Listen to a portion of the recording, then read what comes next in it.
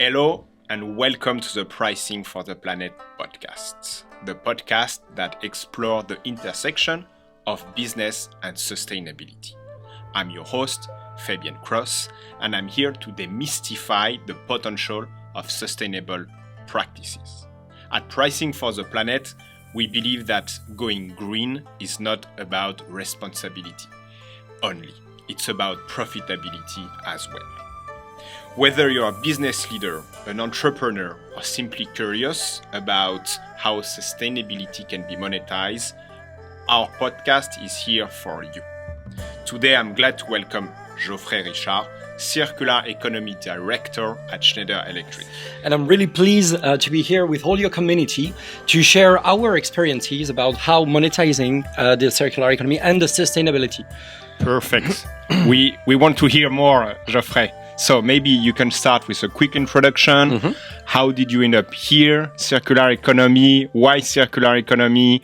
And maybe a little bit about your career and how you achieved this big deal of being a director at Schneider Electric today. Crystal clear. Okay. So if you let me, I will just do a small introduction talking about Schneider Electric. I think it is important to settle where we are and where we were and how we manage, in fact, to go to, let's say, the circular economy.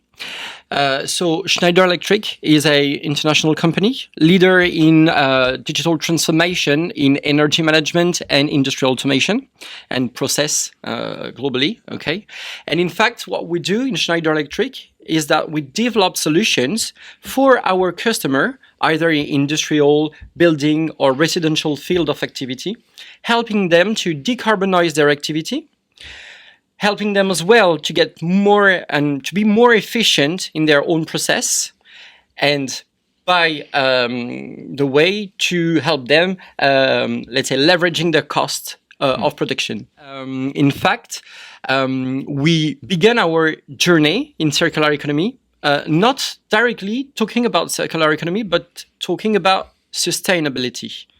Okay. And that is how we began this decarbonization journey in 2001, which is not yesterday. which was not yesterday, indeed. And in 2020, we launched a division to deal with the circular economy with two pillars. The first one will be circular economy for business, so how to create a value proposal for the market to help them decarbonizing their activity.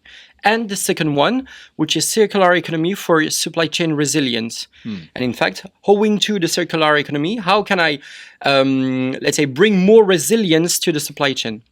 So maybe we will need at some point to have a definition of circular economy. But first, yes, we want to hear from you. So who are you? Mm-hmm. What are you doing today? What you used to do before? Mm-hmm. Okay, clear. So as you mentioned it before, so I'm Geoffrey Richard from Schneider Electric. So now everybody knows what Schneider is doing. So I'm in charge of the circular economy business for Schneider. Before that, I was in the operations. So I've handled, let's say, different jobs, such as commercial, salespeople. And the last one of the last job I handled was a, let's say, a regional sales area manager. So I am really, let's say, focused on customer satisfaction and how we can help them bringing innovative solutions. This is globally my career in Schneider Electric and previously as well. And I assumed this role of Circular Economy Director for now a year. Perfect. And it's actually important to note it that you are not coming from like pure sustainable practices. Indeed. Or like you don't have a PhD in circularity or in this field. So it's not very interesting that Schneider Electric choose to pick someone from the business and to put this person in this position. I think it's a big hint.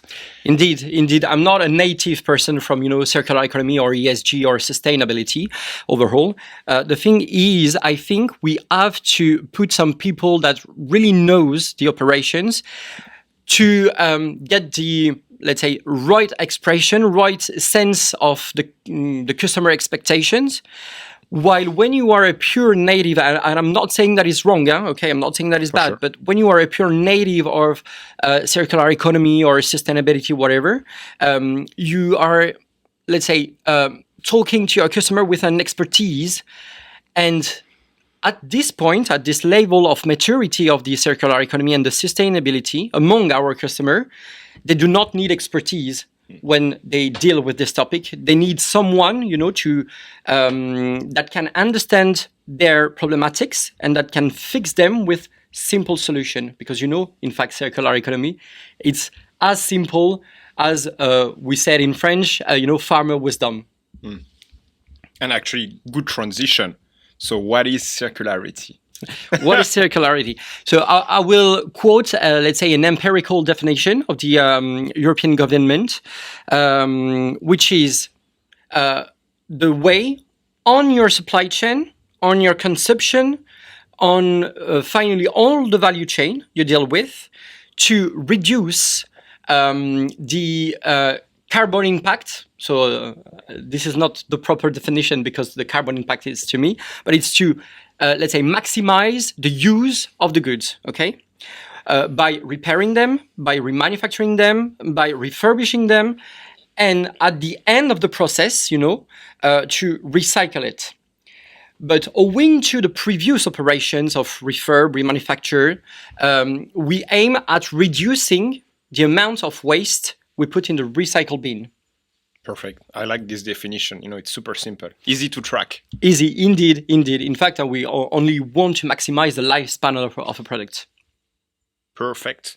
Cool. And, let's deep dive in the core of this podcast, because I know we talked about it just before. But so big question, like how do you monetize circularity and by extension, sustainability? Okay, clear for me. A small digression, because I like to put some digression on the topic. So there are four main drivers today that, let's say, foster the people to deal with circular economy. The first one will be the climate. Yeah. Really easy to understand. We are more and more conscious of our impact on the planet, on the global warming. And we try to find solutions, to decrease our carbon emission. So the first one, it will be 4C, easy to remember. So the first one is the climate. Obviously, the second one is the customer. Because as we are more and more conscious, we want to act on our CO2 emission. And in fact, we ordered a survey, okay, done by Accenture.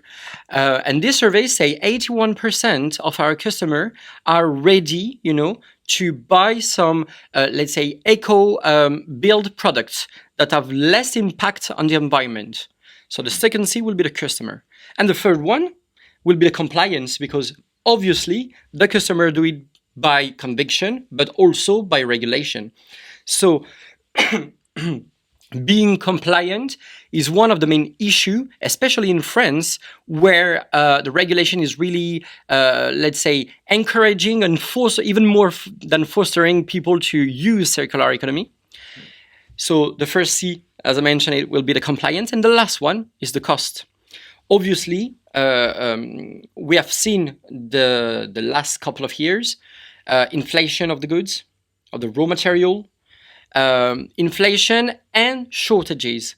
So it has imposed to us, in our linear model that we know from the Taylorism and the Fordism, so more than 100 years, to put a bit of circularity towards our value chain, to inflate, let's say, this conjuncture, this economical conjuncture of inflation. So yeah, perfect. So it's right now at the time. Indeed. So the first C, remember it, climate, customer, compliance, and cost. And if I go back to your question, so which was how to monetize, in fact, the circular economy and the sustainability in a global sense. In fact, if we only use financial metrics, like regular financial metrics, it could appear at the first glance that the circular economy is dilutive for the profitability of the company. At the first glance only. Because we have to take into account besides metrics or parallel metrics that have got a big influence and more influence on different topics of the company, such as the market capitalization, because obviously when you reduce your carbon emission owing to the circular economy, you have better notation on the ESG criteria that have a direct impact on the market cap of the company. So what I'm saying is that we can't, in fact, use only regular financial metrics to correctly measure and monetize the circular economy. And we have to think of different way of measuring it. And for the moment, there's not a proper consensus, let's say globally around the world, but it appears that more and more metrics, such as the ESG one, will be the reference for the next upcoming years. And can you talk a little bit about your decision actually to price? So you are doing like refactored products, and I think you took the decision to have the same price, right? Indeed. So first of all, we do not have to compare circular economy on the B2B market than on the B2C. We tend to do always the same analogy with our personal life. So on the French market will be to compare the circular economy with back market, Vinted, or something that called le Bon Coin. So all the second-hand market for the customer. But in fact, on the B2B, it's slightly different, and especially for Schneider Electric, because we supply the market with electronic and electrical goods that protect people and goods and buildings. So we can't, first of all, we can't sell second-hand price with less quality and less lifespan. So we have decided to put the circular economy product at the same price for two reasons. The first one, obviously, is the maturity of the business, because for the moment, we do not have the same amount of inquiry from our customer of circular economy than brand new product, because we just begun our journey our journey on circular economy. And the second one, will be all the parallel besides cost, let's say, of production, of collecting the goods. So all the process has been for more than 100 years, fought for a linear, let's say, path. And with the circular economy, you have to collect the product, to, let's say, dismantle them. So new processes has to be put in place, new, let's say, trainings, new competencies has to be put in place as well. And in fact, all this has a cost. So the first point, as I mentioned it, we've got more cost of production, of remanufacturing than a regular production. And the second one would be, in fact, that we bring value to the market. Yeah. Okay. This one is a big one. Remember the 4C, and I will quote this a lot during this interview. They are asking for a circular economy product to reduce their carbon emissions, to have better market cap, and in fact, we bring solutions to the market to fight against business obsolescence, our business obsolescence, but as well the one of our customer. And when you bring additional value, you can't devalue your price. 100%. And I think that's a big mistake that a lot of companies are doing. It's like, indeed, they consider it's like it should be cheaper for whatever reason, and actually they are diluting their margin, where this margin is super important to invest. Indeed. In those new processes, new approaches. 100%. And to be, let's say, more precise, we do not do second-hand product, which is the turning point we have decided to take. We do as good as new, even better product, because we remanufacture them. They've got the same quality as the new product, the same conformity to standards. Okay, they have got finally the same warranty as the new product. Okay, and in fact, they bring carbon and resource savings to our customer. That can be valued in the CSRD declaration, for instance. And I would go one step further because you mentioned market cap, but we need to keep in mind a lot of companies like construction companies. I have a good friend working in a helicopter business.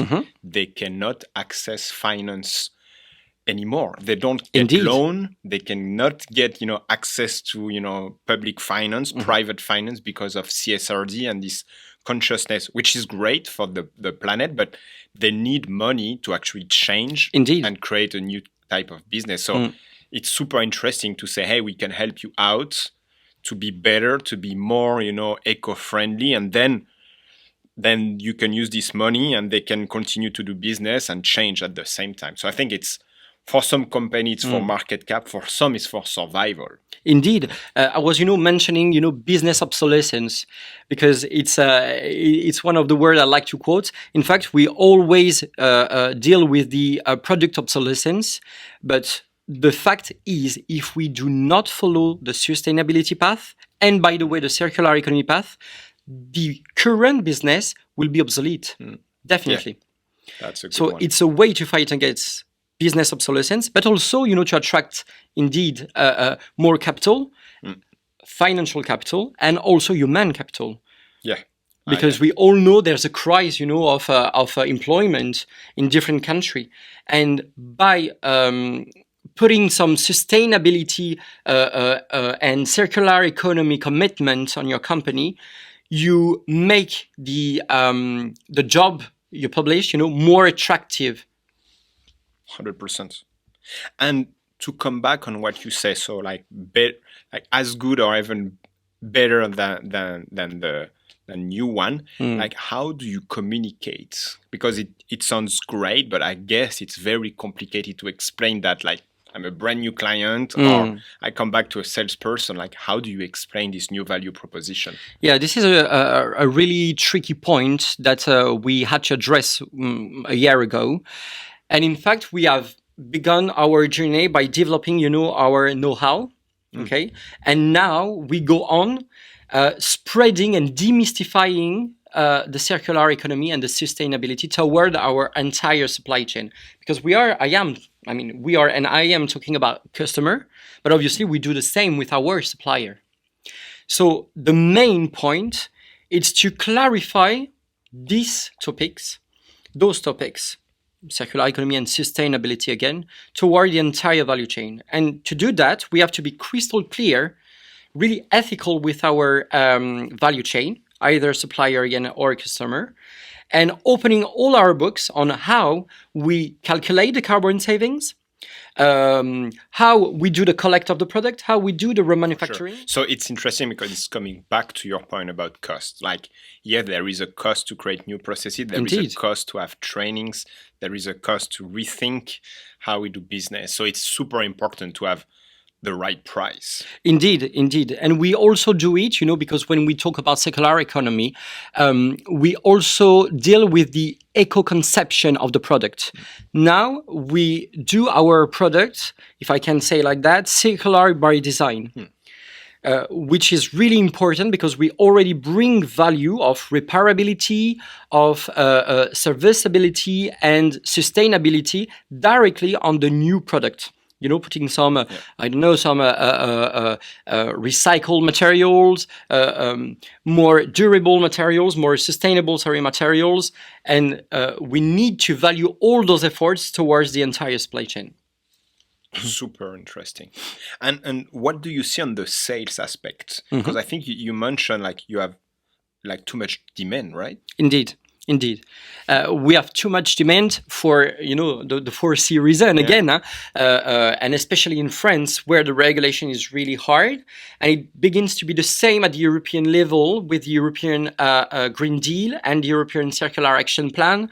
We've seen that even in the US, the White House has done some statement. In China, Xi Jinping said in the upcoming year there will be the sustainability nation. Okay, so we see that there is an international movement toward the sustainability and as well the circular economy. And for the sales, we've seen that as I previously mentioned, the customer are asking, more and more sustainable product to decarbonize their activity. Why? Again, because they want to show the investors that they are able to reduce their carbon footprint, okay, and to commit their engagement towards the carbon reduction. But we see also that the regulation is really fostering, each field of activity, either industry, buildings, or residential fields, towards the decarbonation. One example really talking, it's in the building field in France.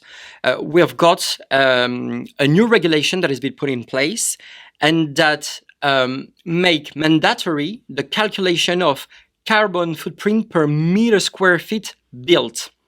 And if you do not reach, if you overpass, the amount minimum of carbon, you are not able to build.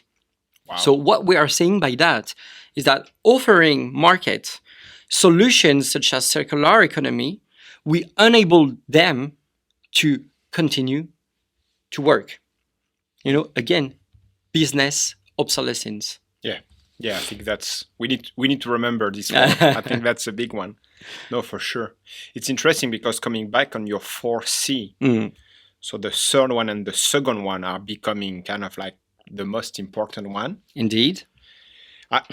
Maybe you can say a word, I think, on the customer aspect, because I think you did a lot of studies and research about what the clients were expecting. Indeed. So, as I previously mentioned, we have ordered, some survey from Accenture, but we have done also other survey with other companies. And what we have seen, it's two main things. The first one, there is, let's say, a huge incoming demand on decarbonization solutions. Okay. The second one is the willingness to pay. And this is one of the most important things. So on the entire survey, 1/3 of the customer said, okay, the circular economy product has to be at a lower price. 1/3 only. The 2/3, the two other third said, we are ready to pay the same price. And among these 2/3, okay, more than 50% said we are even willing to pay between 5 and 10% more. Again, because our customers are more and more conscious that if they want to, let's say, one, succeed and two, survive in the business, they have to commit with the carbon pledge expectations. And did you change your segmentation because of that? Did you create line of products or? Yes, we can't say we have changed, because what we expect from the circular economy product is that this circular economy goods will be handled as business as usual. But to do that, okay, we were not able to put this new division I handle in a regular business, because obviously when you do a business, there's process to follow. And it will have, how can I say that? It will have slow down all the innovative process of the division again I handle. So that's why we have decided to create this division in parallel, to make it free from all processes, because we are talking about new businesses and, by the way, new synergies to create and new processes to create. So that is why we decided to do that. Yeah, and you didn't mention that at the beginning, but interesting fact that you are under the strategy piece, right? Indeed. In terms of organization, Indeed. Which is super interesting. Yes, we're not part as a business as usual for the moment, and we have decided to put at the strategy level, because we see that in the 10 coming years that the circular economy will be one of the mega trends, such as the sustainability, because conscious consumerism again, and all the commitment countries, firms, and even us as individual people, contributors, are taking into account. And what we see if I give you a bit of projection, is that we are today, let's say, we will pass from the today situation, which is a price and supply driven market, to a supply and sustainable driven market.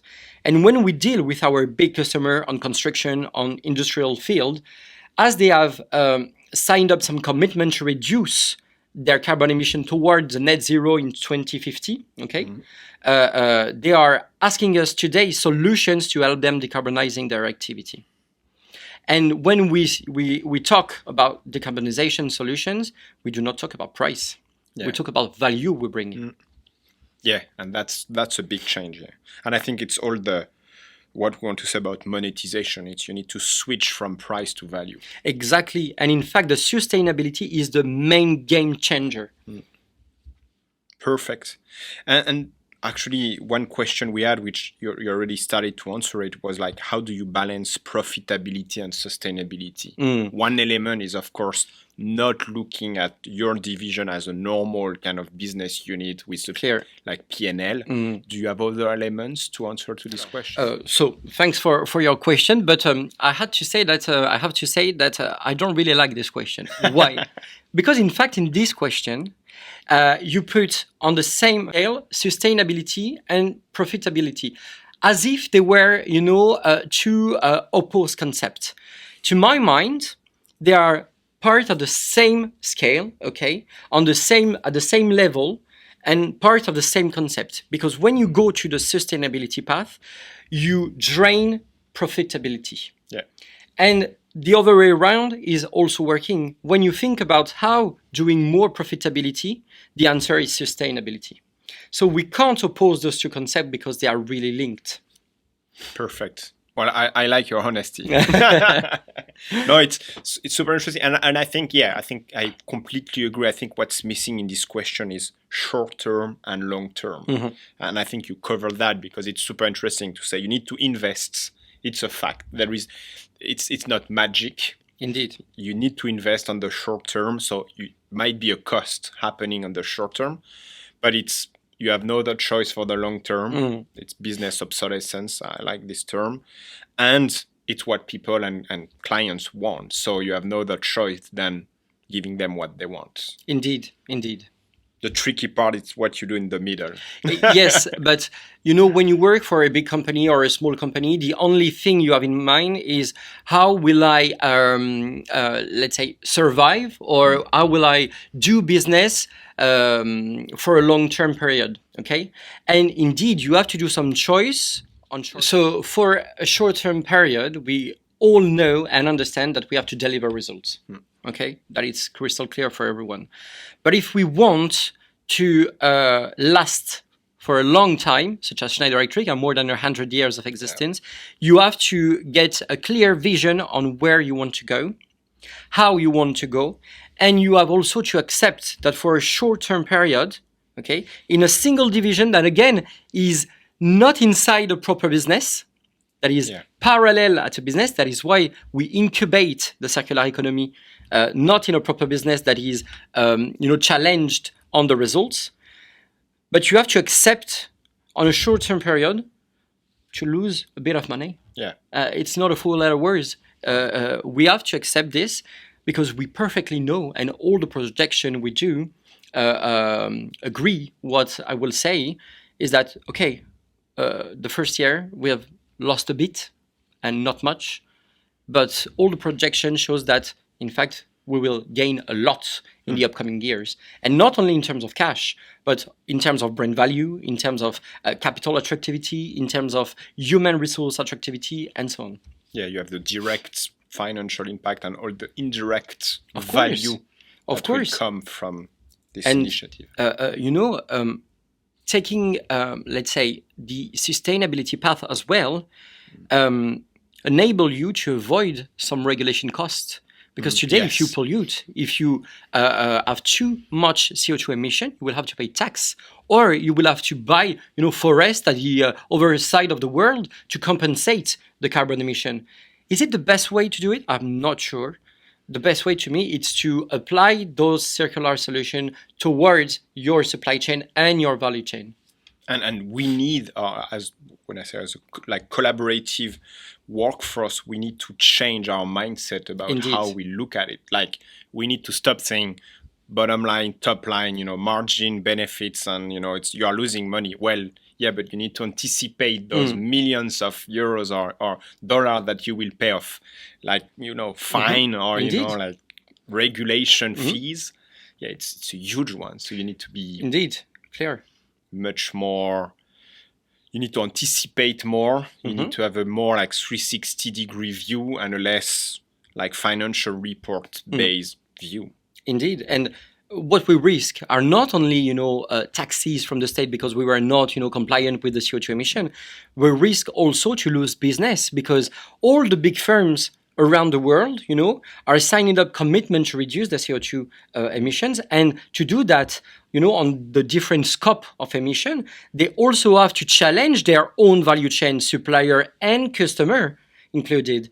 So the company that want to survive, because we are all connected, Schneider Electric is working with more than 1,000 suppliers and more than 100,000 customers toward the world. But in fact, if we do not apply those exigencies, those requirements to our own supply chain and value chain, we risk not only taxes, but also to lose business. And so one big question we have, and again, we are so glad you are here for this podcast.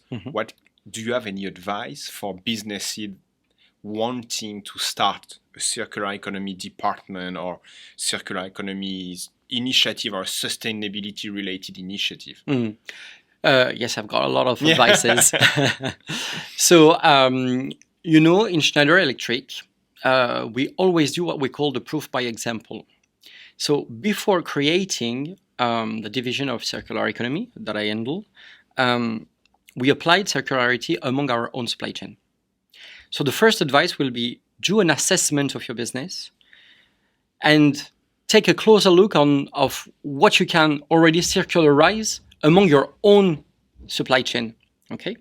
And then do this assessment and look how it has cost you and what are the benefits you have taken from those, let's say, circularization toward our own supply chain, your own supply chain. The second advice will be to demystify the topic of circular economy. As I previously mentioned, it's only farmer wisdom. It's really easy. Our parents, our grandparents were using, all circular economy concepts, but in their at their manner, let's say, at their level, and we put some, wisdom. In fact, we put wisdom in the business because we are more and more conscious that we can't go on this path with all the scarcity of materials, all the CO2 we put. I mean, we generate by increasing again, needs of raw material and critical material. The third advice will be once you have tested in your own, let's say, business, own internal business, let's say. The second one, the demystify process. And the third one will be act, let's say, on a framed part of your business, okay? Just to test it and to see if you have taken the right path. If it's not, it's okay, because you have only selected a non-strategic part of your business, and if there's any issues, it will normally not hurt too much the entire business. Obviously, we will not do it on the core business to begin. Once those third three advices has been done, you are ready to scale up, obviously. Okay, and to scale up, you have to keep also in mind that the guidance should be the transparency of what you do for and with your customer, because again, circular economy is a matter of synergy. It's fascinating because we see a lot of similarities between the digital transformation and this one. It's Indeed. like smart, start small, like test and learn, like figuring out and then scaling it. The concept of scale as well. It's really funny. There's a lot of indeed similarities between the circular economy or the sustainability revolution and the digital revolution. There's industrial revolution, electrification, industrialization, and now we had digitalization and I'm not inventing a word almost, but sustainabilisation. And we are on the way, all the big companies that will again bring the entire value chain to this concept, putting the sustainability at the front of our own preoccupation. My only concern is I think we are doing the same mistake that we did with the digital, which is we do digital to do digital. And especially in Europe, which is a good thing to have regulation, but we do sustainability to do sustainability. Yes.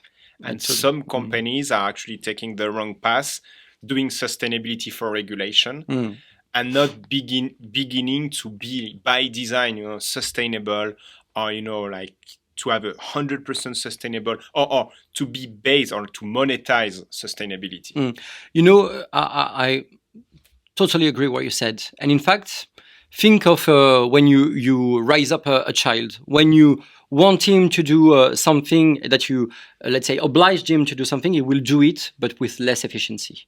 And in fact, you have to firstly understand what can be all the positive impact on your business to go to circular economy, to go to sustainability, and being convinced yourself before acting. And that is why, I was talking previously in the introduction that we have started the sustainability journey in Schneider Electric in 2001. Okay?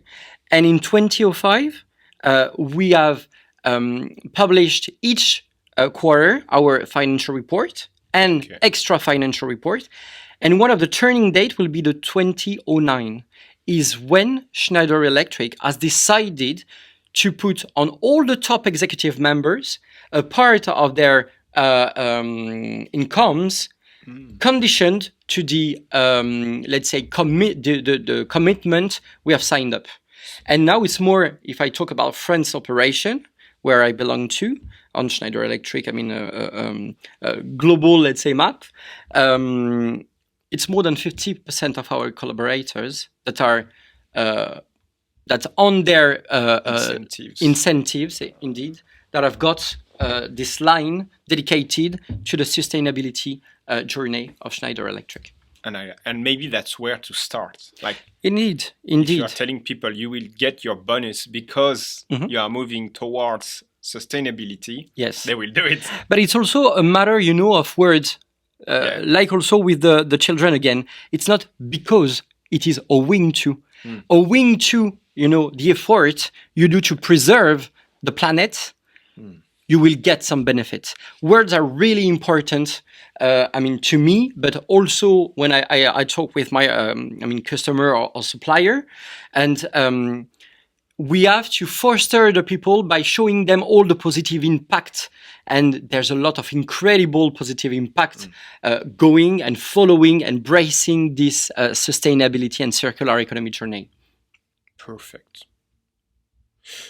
One question, though, it's the future of ESG, because we talked a lot about, now the short and mid-term. How do you see ESG changing? Do you see circular economy being more and more present inside the ESG? ESG importance will be amplified in the next upcoming years, but it's already here. I was talking about conscious consumerism. It's already here. Climate change, it's already here. We've got energy transition as well. It's already here. It's not on the future. And when you look at, the broker website and you have a glance on the market cap, there's already an ESG criteria that have got a really big impact on the valuation of the brand, of your brand on the market. So it's right now, it's not in the future. And to give you more projection and to answer, even if I don't really like to say, okay, what will be in the future, I can definitely be sure that the ESG criteria, will lead more and more the conversation between customer and supplier. One example is the Olympic game. You know, in Paris, indeed, 2024. in Paris next year. Olympic Games. So we say, okay, it's really nice, but it's a really, let's say, messy and wasty event. Yeah. But it's the first Olympic game in the world, and I'm glad that is the Paris one, that have put in place on their buying process at the same level of importance the budget and the CO2 emission. So that is to say, if you are not compliant with the CO2 emission, you can have the better price value proposal. You will not be taken into account as a potential supplier for the Olympic Games. And what we see on the market, on Schneider Electric market, is that now on the call of tender, there's specific, let's say, paragraphs on which it is clearly mentioned that you have to help the customer on this call of tender to reduce the CO2 emission. And again, you know, from nice to have to must have. And we see it's about, let's say, less than 5% of the call of tender for the moment. But it's brand new. Yeah, It's brand new. It will go up. And I can assure you it will be spread toward the entire value chain again because we are all connected. Super interesting. Coming back to the value. It's not price anymore, it's value. Yeah, I didn't talk about price at least once when we say it's the same price as the new, because we bring value to the market. Perfect. And maybe one last question. Do you see anything missing right now into the ecosystems? There's a lot of missing things to help us to go further. We were talking about regulation. Okay, France, Cocorico, we have done a lot of things dealing with regulation, but France is only one comer in the entire, equation of the CO2 reduction.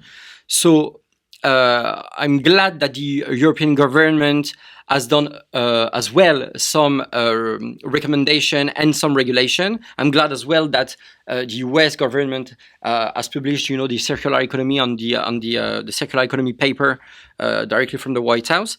But I think we can go further, and the state has, let's say, the first role to play to foster all the businesses, to take the circular journey into account. For instance, there are some countries where the taxation rate of the working hours are reduced for the circular economy workers. So it could be, an exploration path for other countries. Some other countries are thinking about a lower VAT for the circular economy product. So I'm not totally convinced about the reduction of VAT for other reasons, but again, it's a first step, to help businesses to take into account on their supply chain with their customer and supplier the fact that circular economy must be a turning point in the upcoming years. And I think it's the French government that has published this study. In the 10 upcoming years, the circular economy can create 800,000 new employees in France, new jobs. Because, we were talking about, new competencies, repair act, and so on. So obviously, 800,000 in the 10 upcoming years, which is massive. Yeah. Massive. Perfect. We keep hearing about Gen AI taking all the job out. Well, here we go. Everybody will move to circular economy. I hope so. I hope it will be. And two other points. You were asking what is missing.